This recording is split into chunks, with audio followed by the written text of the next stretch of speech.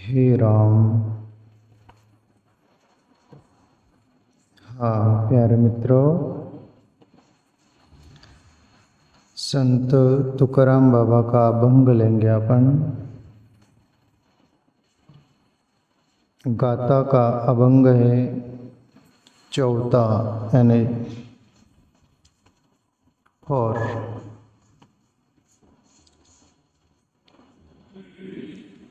संत तुकाराम बाबा प्यारे मित्रों महाराष्ट्र में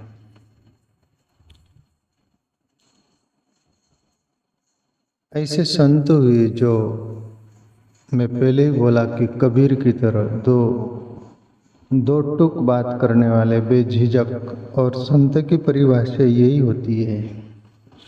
अनेक प्रकार के अभंग है उनके, अनेक विषयों पर, जीवन के सभी विषयों पर, तथा उन्होंने भक्ति मार्ग, मनुष्य की प्रवृत्तियों पर, सभी पर उन्होंने वार किया है, सत्य को साक्षी रखकर। तो चलो अभंग ले अपन। आपुलिया हिता जो असे जागता, धन्य मात पिता तयाचिया। सोने में सुहागा ये है कि हिंदी भाषी भी इसको समझ सकते हो, क्यों मेरी मातृभाषा हिंदी लैंग्वेज है। मैं महाराष्ट्र में ज़रूर रहता हूँ, मराठी भी समझती मेरे को, इसलिए उसका विश्लेषण मैं हिंदी में करना चाहूँगा, जो हिंदियों के लिए सुनने के लिए समझ में आएगा। आपुलिया हिता जो असे जागता, धन्य मात पिता तयाचिया।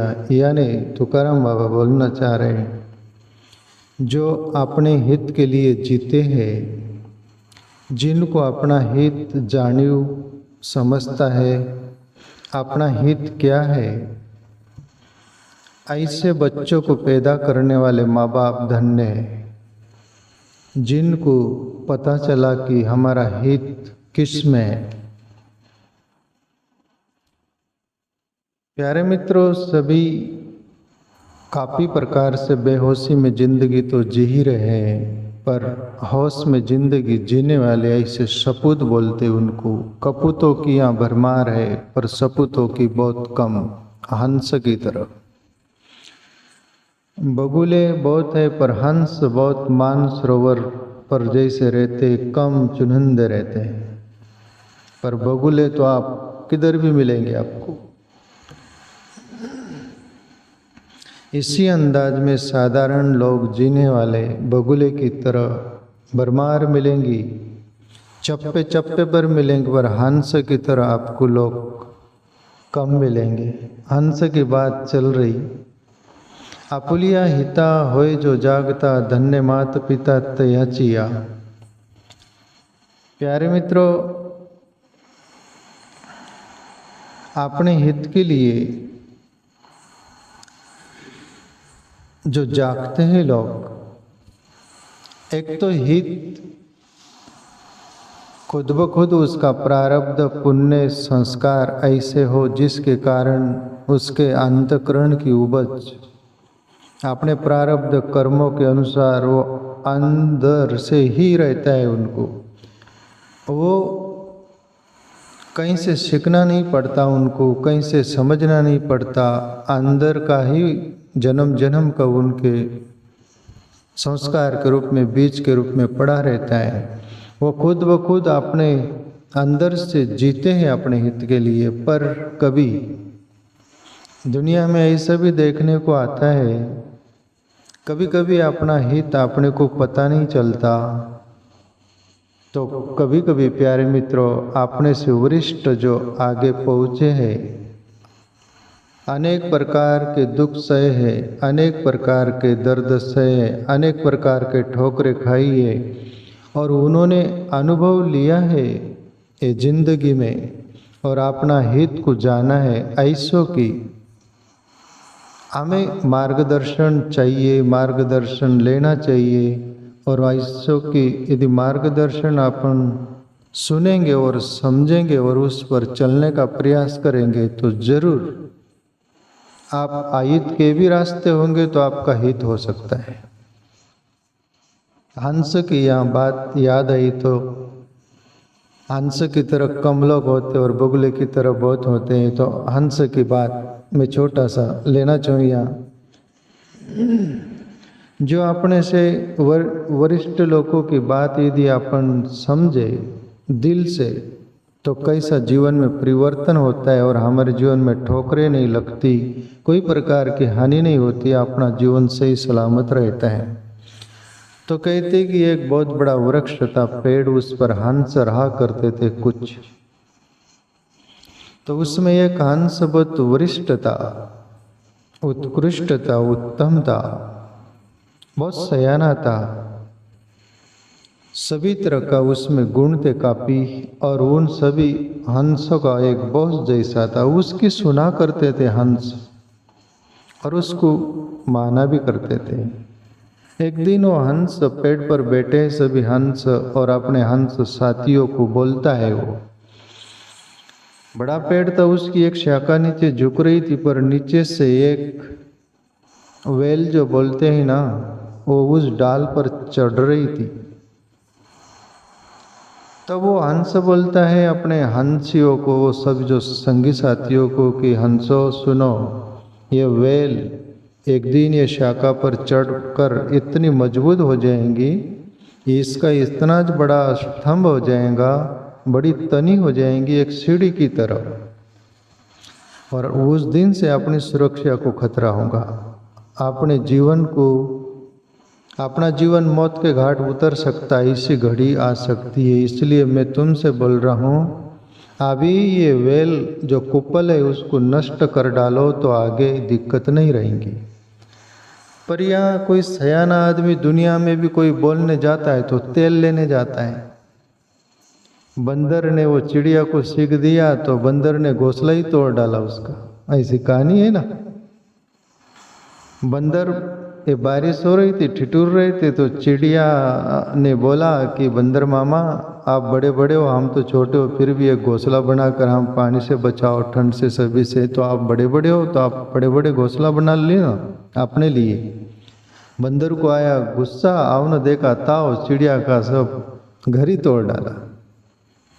ऐसे मूढ़ लोगों को सयाने सीख देने जाते तो उसके लिए बड़ी दिक्कतें होती हैं। और वो सयाना हंस था, सभी को बोला तो सभी रास्ता निकालने लगेगी। हंस को अपन मान रहे तो ज़्यादा ही करता है, ये सटिया गया, ये ज़्यादा होशियार ज्ञानी बन गया। अभी इतनी सी वेल कुपल है, वो क्या स्तंभ सीढ़ी बनेंगी, ये क्या अपन मौत के घाट उतरे, ऐसा ये बहुत इग्नोर, नज़रअंदाज किया गया उसको, जो सयाना हंस था उसको। और देखते देखते ही वो स्तंभ बड़ी, वो वेल बड़ी चढ़ गई, सीढ़ी निशानी जैसी हो गई। और कहते कि कोई सुना नहीं।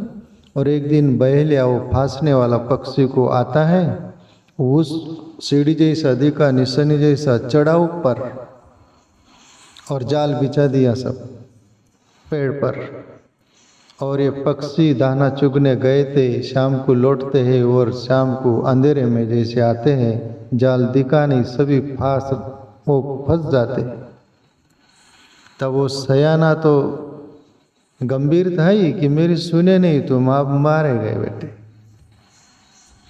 वो भी सिकुड़ रहे थे कि आपने सयाने हंस के अपन मानते तो ये आज होता नहीं, चढ़ने के लिए वो निशानी जैसा हो गया, आज अपना जीवन खतरे में नहीं होता। पर अभी क्या करे। पर ये एक बेचारा होशियार था, वो थोड़ा समझदार था, तो हंस से बोला कि माफ़ करिए, आपकी सुने नहीं, और अभी तो मौत के घाट जिंदगी उतर जाएंगे हमारी, आप माफ़ी करिए, अभी आपकी सुनेंगे हम। पर अभी इस मौत के मुंह में तो अपन चले ही गए, हम सब इससे बचाओगे तो आप ही बचाओगे, कोई रास्ता बताओ। माफ़ी समय याचना करते सब। हंस बोला ठीक है, ये और बात है कि वो खामोश खड़े रहते, आखिर जो बड़े होते वो बड़े ही होते हैं। बड़े लोग समाशील होते हैं, अच्छे लोग उत्पाती होते हैं, तो वो समाशील ही था, इतना उसमें तौराती। बोले माना कि चलो, पर अभी बचना है तो अभी सुनोगे? बोले जी हाँ। जब कोई दुख आन पड़ता है, रास्ता नहीं सूझता, तब हम बड़ों का सहारा लेने में मजबूर हो जाते। बोले कि अब ये काम करना, सुबह बहेली आएगा, वो शिकारी चढ़ेगा, जाल को सब वो कर लेगा, नीचे उतारेगा, वो आए उसको देख लेना, दूर से भाप लेना और मरे हुए का जैसे हो जाना, जैसे मर गए अपन सब, जैसे मर गए, जैसे उसको लगेगा सब मर गए ये पास में। नीचे उतारेगा जाल, सब रखेगा, एक एक को रखेगा वो, और आखिरी हंस होगा उसको रख रहा होता होगा वो। तब मेरा इशारा, मैं सिट्टी मार दूंगा, कुछ इशारा करूंगा, आप समझ जाना और सभी उड़ पड़ना। जी हाँ गुरुजी। अब गुरुजी बोले होंगे। और वो बैले आता है, जाल वो सबको रखता है, आखिरी को रखता है। वैसे ही वो जो बॉस हंस था, सिट्टी मारा और सब उड़ गए, सबकी जान बची। जान बची, लाख उपाय वाली बात हुआ। और यह कहानी समापन होती, आगे उनकी यात्रा पर निकल गए होंगे और अपना जो सयाना था वो हंस उसकी बात सुनने लग गए होंगे। तब से उनका जीवन अपना हित पूर्ण हो गया होगा। तो ये तुकाराम बाबा बोल रहे, आपुलिया हिता होए जो जागता, धन्य मात पिता तयाचिया। तो प्यारे मित्रों, जीवन में जैसा छोटा बच्चा होता है, उसको सपोर्ट नहीं रहता, पैर में दमखम नहीं रहता, चल नहीं पाता, तो अपने माँ बापों का हाथ पकड़कर चलता है जब तक सबल नहीं हो जाए। जब तक हमारा हित हमें समझ में नहीं आए, तब तक कोई हमारा हितैषी हो तो उसका हाथ पकड़कर जरूर चलना, सहारा लेना, तो आपका हित सुनिश्चित होगा। तुकाराम बाबा इस तरफ इशारा कर रहे हैं। और ऐसे जो जन्म दिया, ऐसे के माँ बाप भी धन्य है, बोले तुकाराम बाबा। बोले आगे का, और तुकाराम बाबा बोलते हैं, कुली कन्या पुत्र होती जी सात्विक, तयाचा हरिक वाठे देवा। भगवान के प्रति भी तुकाराम बाबा बोलते हैं कि जिस कुल में कन्या, लड़की हो कि लड़का हो, कुली कन्या पुत्र होती जी सात्विक, तयाचा हरिक वाटे देवा। यानी जिस कुल में ईश्वर के भक्त होते, लड़की हो लड़का हो, पुत्री हो पुत्र हो, सात्विक होंगे, ईश्वर की भक्ति करने वाले होंगे, परमार्थ रास्ते चलने वाले होंगे, ऐसे कुल में कन्या पुत्र हुए वो धन्य है वो कुल भी। रामायण की एक चौपाई याद आती है, पुत्रवती जुबती जग सोही, जासु भक्त रघुवर भक्त हुई, ऐसे करके। पुत्रवती जुबती जग सोही, जासु पुत्र रघुवर भक्त हुई।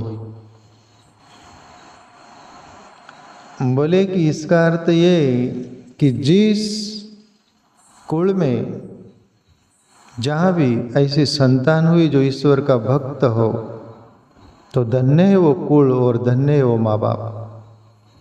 तो प्यारे मित्रों, अपना हित परम हित है ईश्वर की भक्ति।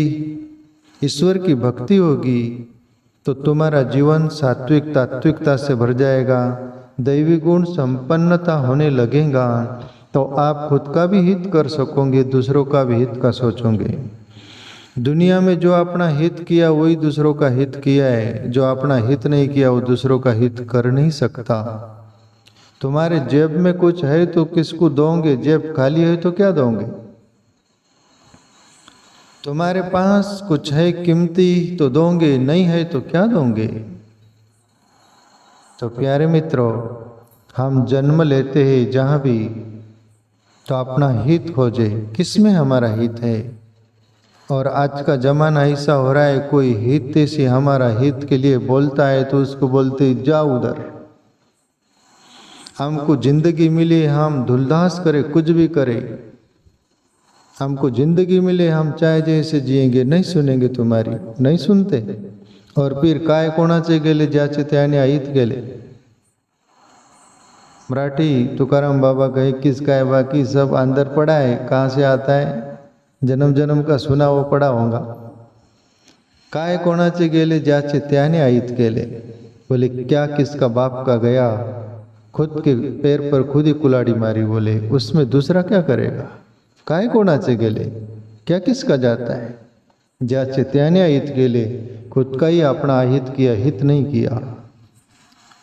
तो प्यारे मित्रों, अपना हित का हम सोचे और कभी भी जीवन में अपन सात्विक तात्विक रहते, अपना हितेशी रहते, सात्विक ढंग से जीते, ईश्वर की भक्ति मार्ग में अपन चलते हैं, तो अपने को देखकर पशु पक्षी तक निर्भय रहते, दुनिया भी निर्भय रहती कि इससे अपने को हानि नहीं। उससे प्रेम करेंगे, कोई दो बात करेंगे, उसके पास बैठना पसंद करेंगे, उसके तरफ देखना पसंद करेंगे, वो दिल कुछ होएगा वो। तो अपना हित सोचे। आगे तुकाराम बाबा बोले तयाचा हरिक वाटे देवा। बोले ईश्वर को भी खुशी होती जिस कुल में कन्या पुत्र सात्विक तात्विक होते है ना, क्यों नहीं होगी। यहाँ दुष्ट प्रवृत्ति के लोगों को देखकर सबका, अच्छे सज्जन लोगों का तो सिर फटने को करता है ना। तो वो ईश्वर को भी खुशी होती। बोले आगे तो करामा बोले गीता भागवत करीति श्रवण अखंड चिंतन विठोबाचे। गीता हो, भागवत हो, रामायण हो, अदर शास्त्र जो भी है, उनको जो सुनते हैं उनके माँ बाप धन्य है। बोले गीता भागवत करीति श्रवण अखंड चिंतन विठोबाचे। आजकल गीता भागवत शास्त्र सत्संग जो सुनते उनको भी लोग येड़े बोलते, बिगड़े लोग है ये, काम धंधा नहीं, क्या मिलता है।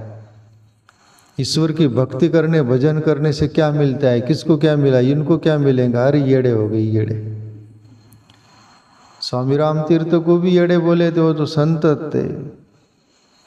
स्वामी राम तीर्थ बोले इन बिगड़े दिमागों में भरे अमृत के लच्चे है, अबे हमें पागल ही रहने दो, हम पागल ही अच्छे। स्वामी राम तीर्थ बोले उनको भी पागल बोले दो, तो तुमको बोले तो कोई ज्यादा वो नहीं करना कासविस।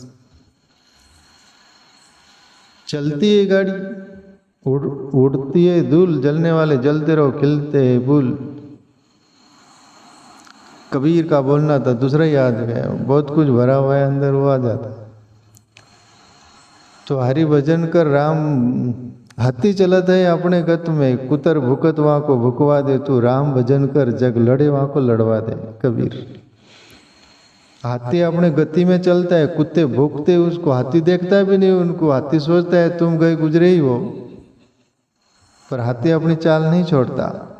वैसे ही कबीर साहब बोले तू राम भजन कर जग लड़े वहाँ को लड़वा दिए। लड़ने झड़ने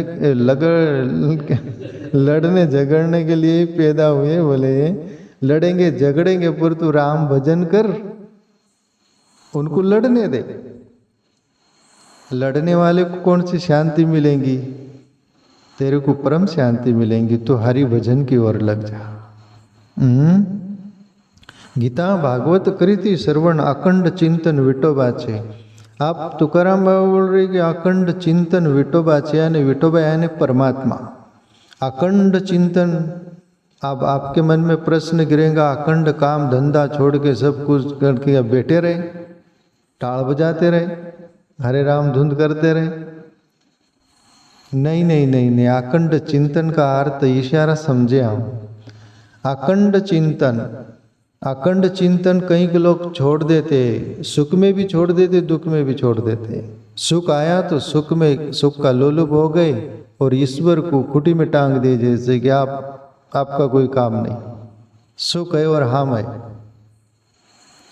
सुख का प्रतिछाव दुख है, दुख आया कि फिर भी बोलते कि अभी दुख को निपटने दे, तू खुटी में टंगा रहे। अखंड चिंतन रहा सुख आए तो हम सुख के लोलुप हो जाते, दुख आए तो सुख वो दुख में भी हम सिकुड़ जाते हैं, अखंड चिंतन नहीं रह जाता। जो सुख में भी ईश्वर को भजे और दुख में भी भजे वही सच्चा भक्त वर्ण विभक्त। सुख में सुमरण सब करे, दुख में करे न कोई। दुख में सुमरण करे तो सुख में सुमरण करे तो दुख काहे खोए, कबीर साहब। सुख में सब करे, सुख रहता है तो सुमरण कर लेते, पर दुख आन पड़ा तो दुख में दब जाते हैं। पर दुख में भी सुमरण करो, सुख में भी करो, दोनों समझ जाओ आप। कुछ कुछ बातें समझ जाया करो, कुछ कुछ बातें है ना, उसको अखंड चिंतन बोलते।